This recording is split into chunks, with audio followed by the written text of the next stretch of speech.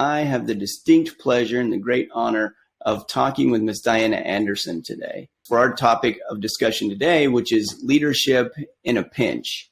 Ms. Dianna is a master certified coach and one of the founding members of the International Coaching Federation. Additionally, she's a best-selling author, a CEO, and the founder of Cylient.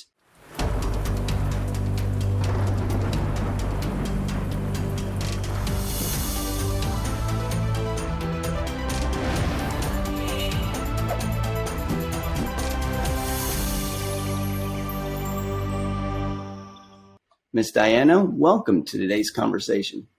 Thanks, Gary. Well, I'm super excited to talk to you today because I want to make sure that we can help our leaders be able to find ways to maximize the efforts that they put in with their employees, especially when they're under a time crunch. Wherever this discussion leads us, that's where we're going to go. So first off, before we get into the boring stuff that nobody really wants to listen to, they want to know about you because you're awesome. I'm going to ask a personal question, and it's going to be, some people are kind of scared of these questions, but this high school Dianna, going through high school, getting her first job, moving on up, doing college work and such.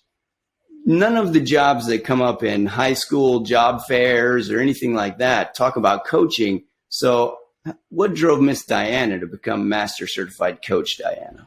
Oh, gosh. What? Well, I was a coach in high school. I actually coached my own high school gymnastics team, and I coached the city gymnastics team. Wow. Recreational. So I started coaching when I was 14. So it was in my blood, but I ended up becoming a coach, well, for a number of reasons. One is that I had done, an MBA and then large scale change management. Mm-hmm. And then I had left that and was looking for a job and actually had moved a bunch of times and taken some time off to have kids. And I was told I was unhireable. Oh. And, but at the same time, I had been introduced to coaching. And, in fact, I read the very first article that was ever written, I think, about what coaching was when I was living in Houston, Texas. And it sounded so much like the work that I had done as a process consultant that I loved. And I thought, well, that's it. That's what I'll do. And I was actually in my early 30s and I opened my practice when I was 33. So yeah, it was just happenstance. I just opened a newspaper article and said, yeah, that sounds good. That's awesome. You were doing coaching in high school and then moved back to it after the fact. Yeah, I've always loved helping people learn and supporting people to just get better and do better. So it was a really natural fit. That sounds like it. That's one of the most unique starting stories I've ever heard. So it's awesome. The industry didn't exist at the time. So yeah. Those of us that sort of, wandered in to it were drawn by something. So that was it for me, was actually reading an article and saying, yeah, that really resonates as what would be fun. So that's awesome. Well, thank you. Thanks for sharing that with us, because that'll add a little bit more, actually a lot more depth to what we're going to talk about as we move forward. I have to step in here and I have to say something about what we just heard. I was shocked that a former employer told her that she was unhireable due to being out of work due to childbirth. It's incredible to me in this day and age what she has achieved because of that setback. Dianna's situation is one many of us have just read about in equal opportunity trainings. She could have taken the complaint and succumbed to the ridicule. She's an excellent example of patience and perseverance. Dianna understands and exemplifies Roy T. Bennett's quote, "Never lose hope. Storms make people stronger and never last forever." I can't help but mention, but you had a best-selling book a few years ago called Coaching That Counts. And it was a wonderful book. I really enjoyed that book and reading it. In that book, you talk about how organizations that implement coaching as part of their leadership development program actually saw greater benefits and increased productivity than other organizations. So what sets coaching apart from other leadership tools that enables it to provide such a massive cost benefit? Yeah, that's an interesting question. So, Coaching That Counts was based on ROI work that we did on coaching engagements in organizations. And what I think the observation that we came out with, we actually created a model called Leading with Insight.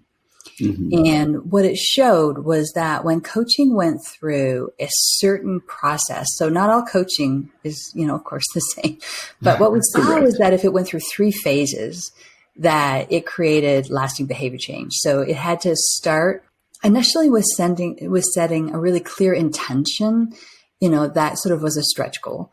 And then it goes through a process of building skills. So what coaching does is really help people build the skills that match to something that's important to them. And then I think the really important part is that you have that person, once they build the skills, go out and actually do something meaningful with those skills that really grounds the work and inspires them to do more. When coaching follows a path like that, it actually really cements behavior change and makes learning a way of life. And that's where the huge ROI comes from. I love that. I love it that coaching is a way of learning that cements the behavior from the learning that you got. So I'm just going to clarify. When I say coaching, so our definition for coaching at Cylient is the translation of insight, so an aha experience, into meaningful action, so doing something differently, in order to realize potential. That's it. To me, it doesn't have to be in a relationship. It doesn't even have to be between 2 people. As long as our focus is on igniting insight that is moved into action with our intention to realize potential, to me, we're in the space of coaching. Okay. And it's that aha experience of learning something new that actually ignites, that's learning. Mm-hmm. And when you put it into action, that's what grounds it. And when you use that, that's what actually myelinizes the learning. So that's the brain work that's going on. And when coaching is done in that way, it teaches people to learn how to learn. And there's nothing more powerful in the world than the ability to learn how to learn, I think. Here in the United States, we go through a lot of public school system where you don't really learn to learn per se. Mm-hmm. I'm not trying to attack the school system, but mm-hmm. they teach us to memorize facts and figures and regurgitate it for a test. Yeah. So it really doesn't change our behavior because most of us don't remember all the facts and figures we learned for the test. And they change. I mean, that's the challenge I think we're having right now is those old facts and figures are not so relevant in the world we find ourselves in. And in fact, I think that's why, at Cylient, that's why we focus on making coaching a way of life.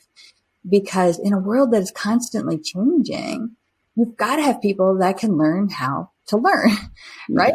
Because, the shelf life on, facts and figures and, definitive answers is getting smaller and smaller and smaller. And we have to be able to learn how to learn. And that's what coaching really unleashes in organizations. Mm-hmm. That's awesome. Why it's so powerful, when it becomes a way of life. So you mentioned that, our facts and figures are having a shorter shelf life and it helps coaching gets us to learn. Mm-hmm. So when we're applying that in an organizational setting specifically, because we're developing insight. So is that insight that we're developing, is that stuff, the new things we're learning, or can we also develop that insight for things we've learned previously? And how does that translate into our work in the organization? Well, I think what coaching does really well is brings together the person with the learning with other people. Because your insight comes from your experience in the world, not just the fact experience though, but the intuitive experience that helps you connect with people or helps you see patterns. And so I think what coaching does is gives people permission to use a part of themselves and a part of their brains that haven't always been as honored in the past. Mm.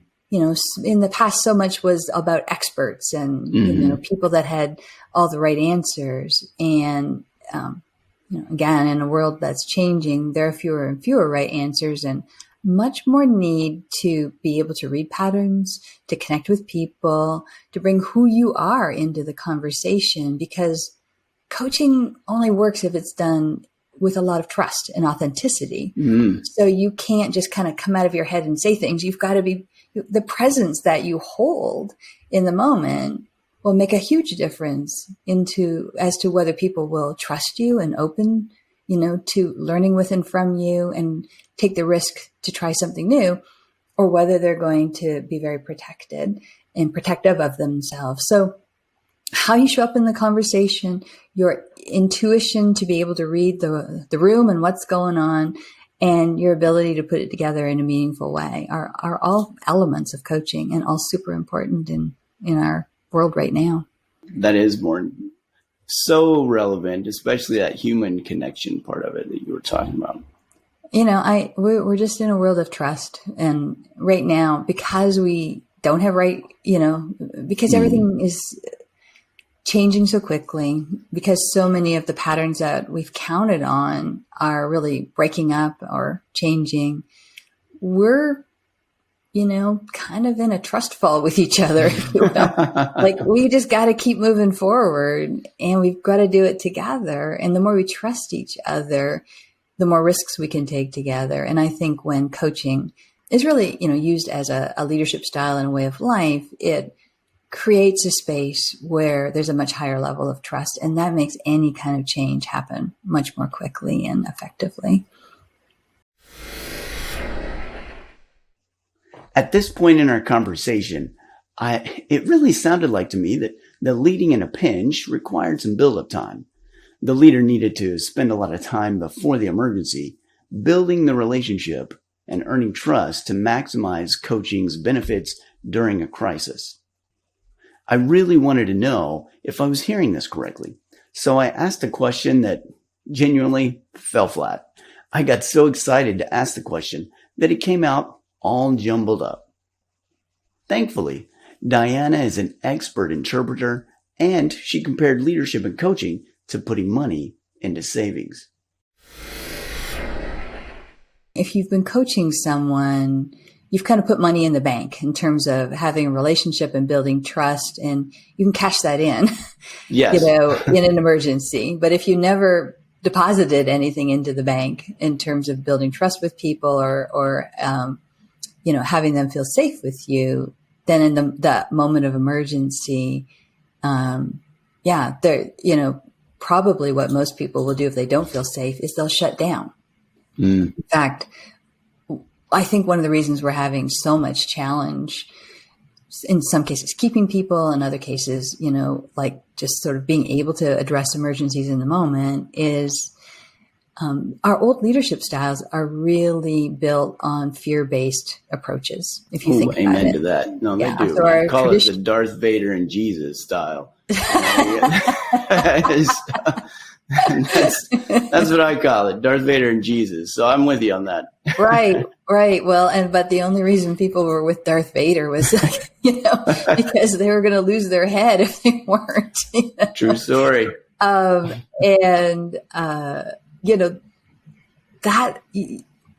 That's not the recipe for people who are going to work together in emergency. I mean, they're being commanded, but what if we all have to actually make it up as we go along? And because our emergencies now are often just things we've never seen before. So we need to be able to act together quickly. And our ability to do that is predicated on our trust of each other, and also just the level of, the safety that we feel that even if what we try isn't completely correct, that we're going to be okay. We're not going to lose our head. It's almost a Darth Vader moment if this thing messes up. Anyway. I like that. That's really good. I was going to add one last thing. Go ahead. Which, because it could be more like a parable. If you said Jesus was our other, a parable that we learn from rather than, a losing of your head. And that makes all the difference, I think, in terms of people's willingness to play. Oh yeah, no, true. Well, you're going to get so much out of me as an employee and a follower, and I'm going to do just the bare minimum at that point to not lose my head, but I'm not going to do more because I don't want my head also to be chopped off for making the boss look bad. Right. So coaching enables us it gives us a way that we can bypass both of those entirely.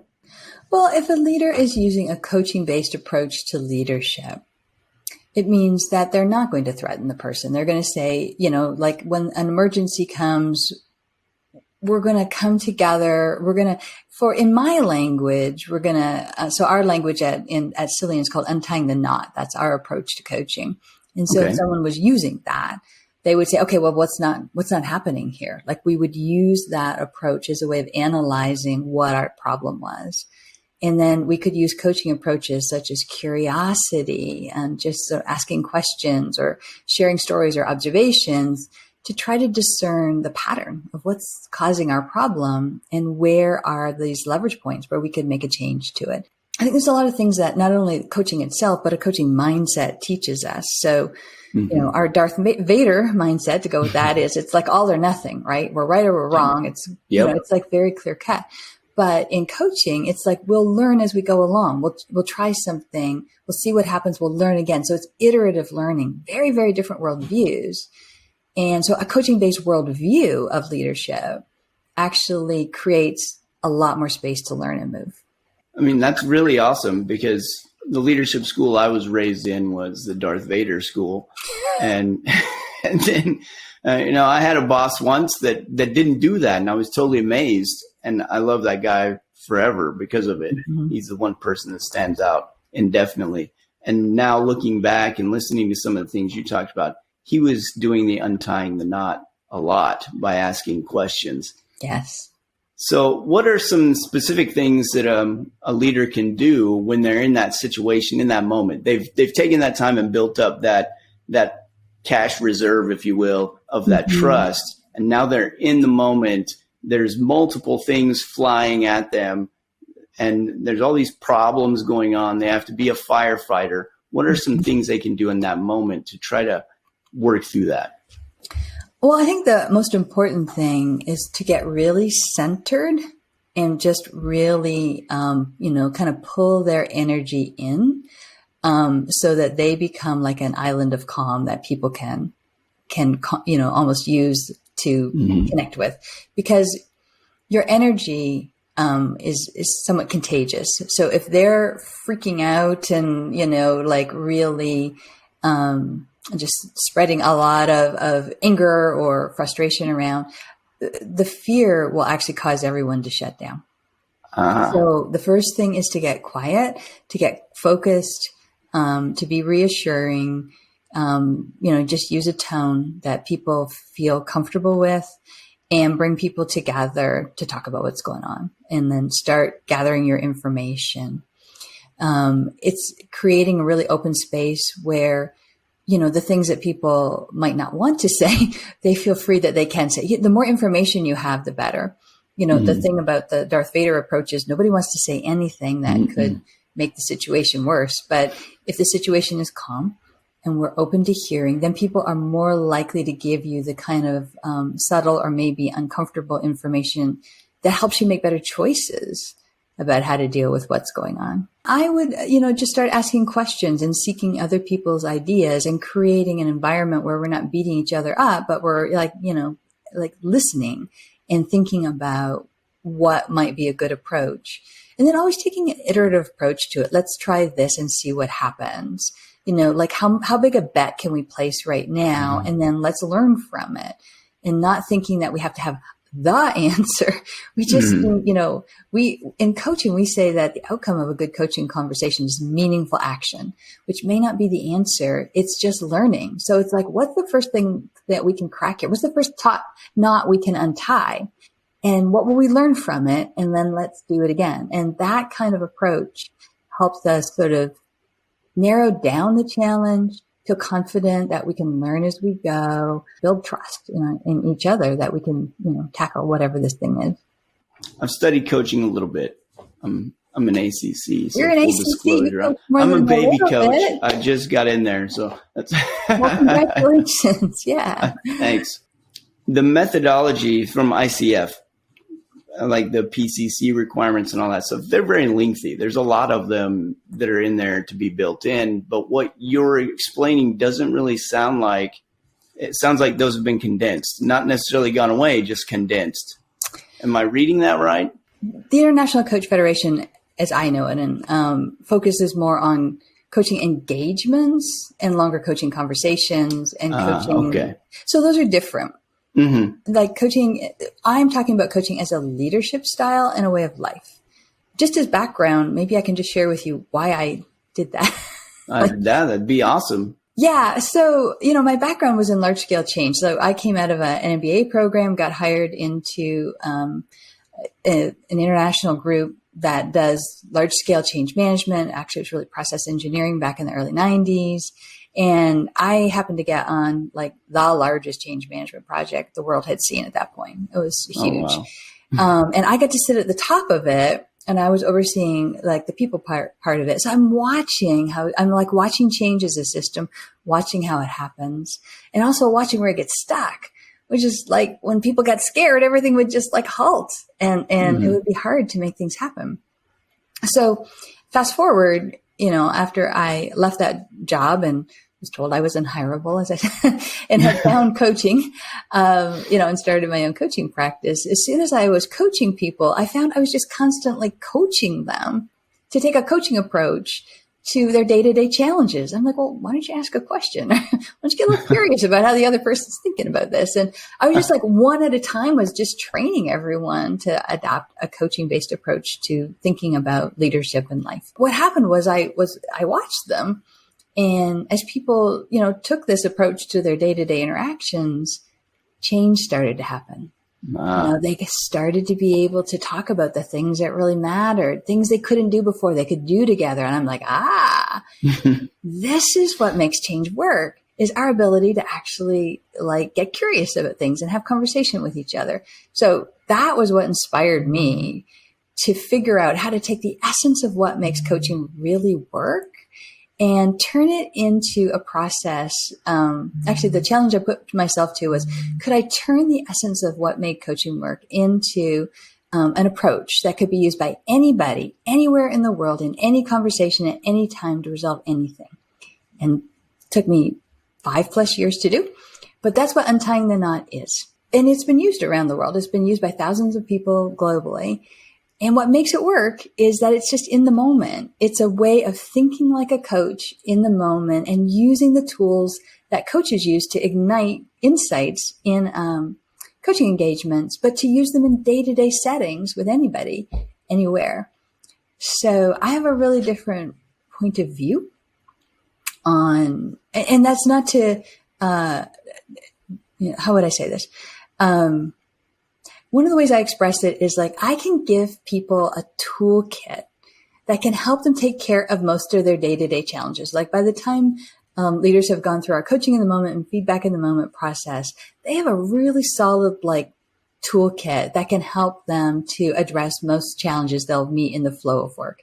And then, but like any toolkit, like if you have home repairs, there's always stuff that exceeds like that, what the toolkit can do. And that's when you get the professional, right? And that's how I think of coaching. It's like, if we give everybody a toolkit that allows them to take care of their day-to-day home repairs, or, conversations in the moment, there's still things, when you want a leader to really grow, to the next level, or they're facing a particular challenge, or they've just shifted, to a new role. Those are great times to bring in professional coaches who have the ability to run a full engagement and invest. That's when I think the investment in professional coaching really pays off well. That sounds like it. Yeah. So that's my point of view. No, I really like that. That's really good. And it really helps me clarify the distinction between the two. I like the toolbox because if I need a little screwdriver to fix my glasses, I don't necessarily need a power drill. That works out really well from that aspect. So thank you. Thanks for taking the time to explain that. Yeah, sure. That's awesome. So earlier you mentioned about asking questions in the moment, listening in the moment, and resolving concerns and all that stuff. How does a leader shift his or her mindset from, I'm going to use the term, people might not like it, but the afraid dictatorial mindset to a more inquisitorial mindset. Mm-hmm. Well, here's how we teach it. We say use that, that we call it problem solving. That's our description for that approach to leadership. So we say, problem solve things, coach people. So if it's a technical, tactical issue, it responds very well to a linear, logical approach. But if it is a human being that has the potential to learn, to grow, and whose creativity and resilience and commitment you're looking for, well, you coach them. And we say the artistry of leadership is being able to do both of these things together and to use them seamlessly. And they're both tools. They both have their place. But the challenge we have right now is most of our leaders, only have that kind of, iron fist tool. Correct. And so what we're looking for is a balance of the two. Well, that iron fist control, that's really easy to do. And it sounds, it takes, you said it was artistry. So melding the leadership aspect with the technical aspect to the human aspect together is an art at that point. How much time does it take for a person on average to learn to be able to use those tools, the coaching, and make that into a valid art form? I don't want to say art form, but make it, make it work. Yeah. So here's a slightly different way of looking at it. So what you're actually doing is rewiring the neural net, right? We talk about it as being no different than learning like a new sport or a new art. When you begin, you learn the movements and, the basics, and then you have to go out and try the thing, in order to make the connections. So it's the more you try it, the more connections you get, the more confidence you have that this new approach would work. So, yeah. So, I mean, at Cylient, we have one-day workshops where we can lay down the basic structure of this and change someone's worldview so they understand the value of taking a coaching approach to them personally. And they have the basics of a model that works really well. But so to change analogies on you, what I say to them is we just framed a house for you. But if you don't do the work to go out and practice and try it, and work with it, you'll never live in this house because you got to put the rest of the stuff up, you got to put the planks up, and then you get to decorate it to, make it your own. And that process of learning, the amount of time it takes depends on how dedicated people are. Again, it's no different than learning a sport. If I lackadaisically go in, if I watch a basketball video but never pick up a ball and, I'm not going to do anything on the court. But if I go to the camp, I go through the drills, I come home and I'm, on my driveway every night shooting hoops and trying new things, well, I'm going to get really good really fast. So it's just a question of how quickly you build enough connections in your brain to be able to trust this new way of doing things. So my little mind's been blown. So thank you. It's been blown up at this point. On one side, people don't want to hear that you have to put in time and practice, but on the other hand, they do because they want to be the best, and you can't just be born that way and magically happen. It's very few people that have that level of natural talent. So putting it in that perspective of you can learn it as fast as you want, depending on how much effort and work you put into it, really helps out and solidifies that for other things that they're learning too. Well, yeah. Really awesome piece of advice. Thanks. Sure. Well, and the point I would make is, our problem solving or whatever, traditional approach to leadership, take a look at how much training you've had to do that. Yes. You didn't roll out of bed and that's what you did. You've had thousands and thousands of dollars, probably hundreds of hours has been spent training people and build, to lead in that way and building systems to reinforce that approach to leadership. And this is, quite different. Just an extra piece of that. And it just doesn't have to cost as much in time. And in time is what I'm talking about. Right. Because you're doing all those online trainings and all those classes. Those take forever to get through. Yeah. Yeah. Well, and also it depends. How would I say? it's okay just to have the toolkit version. Like getting certified, you and I have certification. We put hundreds of hours into it. We've done hundreds of hours of practice. I mean, we are dedicated to being masterful in this thing. But you don't have to be masterful to get great value from it. Again, like people buy different kinds of toolkits too. You can buy a little toolkit that only has like 5 things, and that, or you can buy the big toolkit. And so you choose your toolkit. But any toolkit that you're willing to learn how to use will deliver value for sure. Awesome. Thank you. So we've covered a lot of ground so far in our conversation. And I want to take this chance to say thanks again. I've probably said thank you too many times, so I'll keep doing it anyway. With all the ground that we've covered so far, what's something we missed? Well, I don't know if it's missed, or even, I'm just going to put it out there because it's something I think which is really important, which is, I think, a really important part of being able to make the most of it in the moment situation, whether it's a challenge in leadership or whatever you're facing, is the ability to recognize that fear is present. And to actually give that attention through your coaching. And I think one of the things that many people don't recognize or understand is that fear is very personal. How I express fear versus how you express fear or anybody else could be quite, quite different. And often we only recognize the pattern that we're familiar with, but we might not. So the person who gets angry might not recognize the quiet person as being frightened. Or, the person that is just getting busy doing something else might not recognize that's just a defensive behavior. So I think one of the most important things for leaders to learn is to recognize the many faces of fear and to understand how to use coaching approaches to illuminate what the fear is and use coaching approaches to help people walk through it. Because that's what we're having to do more and more. Our emergencies and our challenges are just putting people into a fearful place. And one of the things that really drives me about bringing coaching to the world is I believe it's the best and most effective way to help people metabolize fear into learning and new ways of doing things and new ways of being. And that is what, if there's one thing I could give to every person in the world, it would be that ability to recognize fear and to help each other walk through our fears into new and better ways of doing things. So I think that is awesome. It's awesome because I've never heard anybody put it exactly like that. And in all the years and all the coaching, all the leadership training, management training I've had, they've never mentioned that. They don't mention that. It is the biggest thing.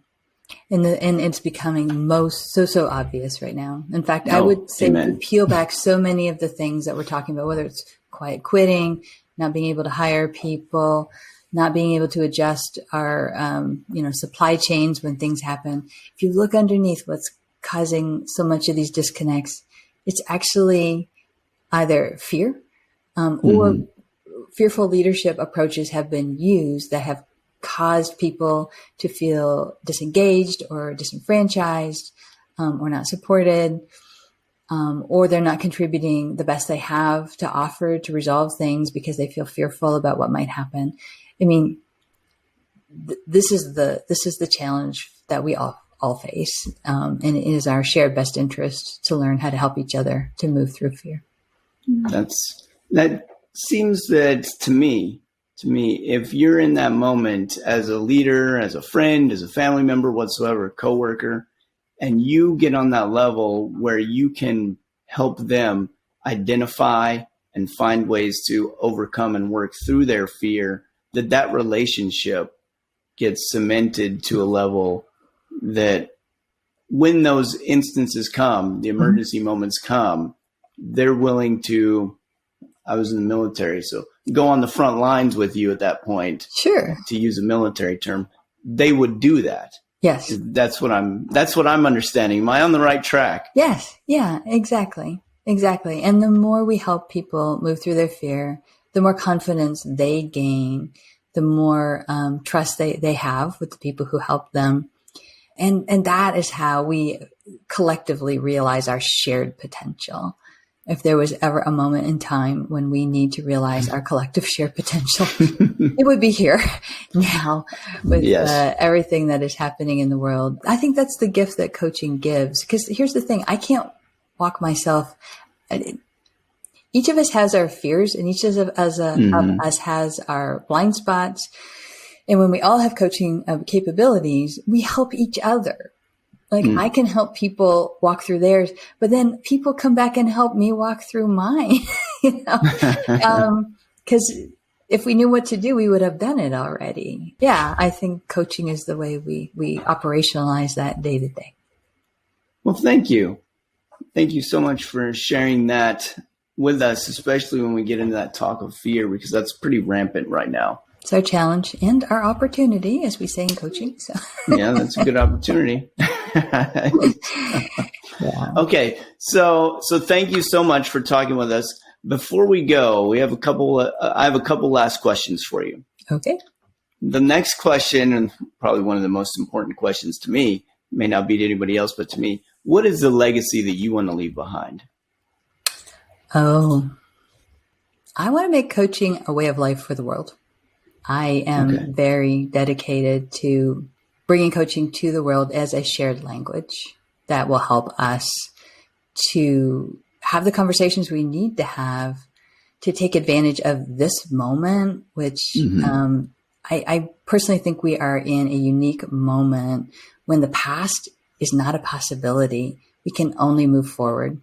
And if we enter into a shared coaching conversation about what we want that new future to look like, I think it could be much better than the past we're leaving behind. And so I'm really dedicated to making coaching a way of life for the world. In order to fulfill that legacy, what are your current projects that you're working on that you'd like to share with anyone that's listening, watching? What do you have going on that can help us meet that legacy? Well, let's see. Probably the biggest one right now is I'm really putting much more emphasis on my speaking career. So looking for more opportunities to be talking with more people about the kind of conversation you and I are having here today, but in super practical ways that people can use. So really focused on bringing that into the world. I'm also working on a book that will share a lot of these ideas that I've been talking about, again, in simple ways, but it's really making the business case for why we need to create safe and seen coaching cultures. I'm working on that too. Awesome. When, if you don't mind me asking, what's your projected release date? When can we expect to see this book? I'm really hoping that it comes out next year. I'm hoping. I've been working on this for a very long time, but good. I think the pieces are coming together. So hold a good thought for me. That's my intention. Good. Well, I'll look forward next year, probably before then too. You might get it done early. Oh, well. No pressure. No pressure. Not going to happen this year. That's for sure. We're almost out of this year. That's true. We are. Thanks so much for talking with us. Thanks so much for taking time out of your day to talk to me and to answer some of my questions. You really helped me have the light bulb moments that you were talking about. Thank you so much for taking time to talk with me today. Thanks for inviting me, Gary. It's been a real pleasure, and I'm wishing you all the best with your research work. Wow. Talking with Dianna was terrific. She has a wealth of knowledge and insight to help any leader move forward in a more positive direction. In today's discussion, we found several hidden treasures regarding coaching as a leadership style. Dianna shared how she co-created the Leading with Insight model. When coaching is done in 3 phases, it leads to lasting change. The coach leader must set a clear intention or a stretch goal, help the person build skills in something important to them, and then have them do something meaningful with those skills to solidify the change behavior and the learning process. Dianna also shared her definition of coaching, which is a translation of insight into meaningful action to realize potential. In this context, coaching takes on a whole new meaning as a leadership style. Leaders can use coaching to create a learning environment where the insight can be used for meaningful and positive change. This is quite a different view from the traditional and standard issue Darth Vader leadership approach. Additionally, Dianna explained that leaders that use coaching as a leadership style can gain the most benefits when they use curiosity and questions to analyze the leverage points where they can make the most change. Once they've identified the change points, they must approach change as an experiment, not the end-all solution. Simply put, let's see if this works, and if it does, let's do it. If it doesn't, let's try something different. She also laid out a straightforward process for dealing with emergencies and handling fear. Leaders must get centered and become an island of calm, be reassuring, and constantly gather information. As they collect data, meaningful action steps will appear, and avenues of change will be revealed. Lastly, and possibly the most important, leaders must learn to recognize fear and acknowledge that it is always present, although it manifests differently for everyone. We must give it attention and identify the fear, then use coaching principles to help them walk through that fear. Wow. If you found as many treasures that I did on this excursion with Dianna Anderson, please join me next time as I continue to hunt for leadership treasures in my worldwide expedition.